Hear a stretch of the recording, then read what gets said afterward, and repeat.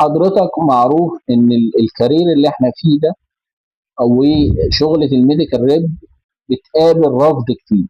يعني حضرتك لو مثلا نازل عشان تعمل 10 زيارات، ممكن اول 6 زيارات لدكاترة كلهم يبقوا رافضين البروجكت، لان في الاخر السعر عالي، لان مثلا مش لاقيين الانجريدينت اللي هي مطلوبة في البرودكت.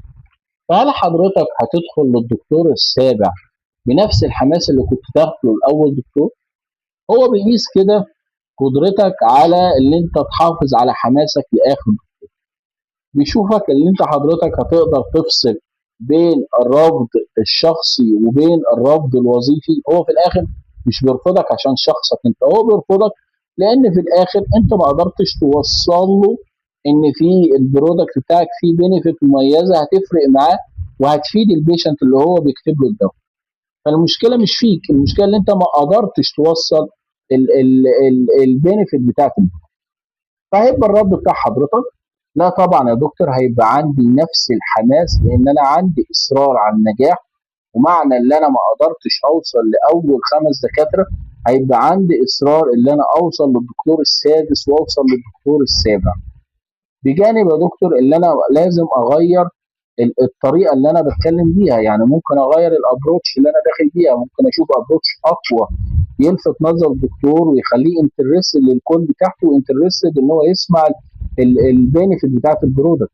ممكن يكون وانا بتكلم في الكول ما قدرتش اضغط واوضح البينفيت بتاعت البرودكت فاغير طريقه الكول.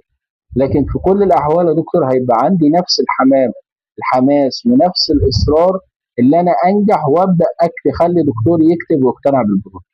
وفي حاجه انا مقتنع بيها يا دكتور، اللي انا ما دام بشتغل وبعمل اللي عليه ربنا مش هيضيع تعبي. وممكن بعد ال5 زيارات او حتى بعد ال6 زيارات دكاتره ما كتبتليش، الاقي الدكتور السابع ده هيكتب وممكن يقول لي وفر بال50 علبه وال100 علبه سواء في العياده او في الصيدليه، ويعوض تعب ال5 زيارات وال6 زيارات.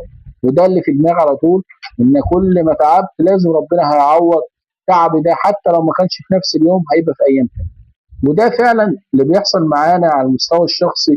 بكل زمايلنا ممكن يبقى ينزل يوم يعمل 5 6 زيارات يلاقي مفيش اي استجابه، ويلاقي في الزياره السابعه الدكتور يقول له نزل لي 50 علبه، نزل لي 100 علبه في العياده.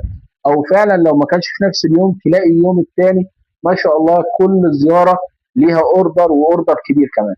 فده مبدا لازم نبقى كلنا واثقين فيه وتوصله له، اللي انا واثق طول ما انا بتعب لازم ربنا في الاخر هيعوض تعب.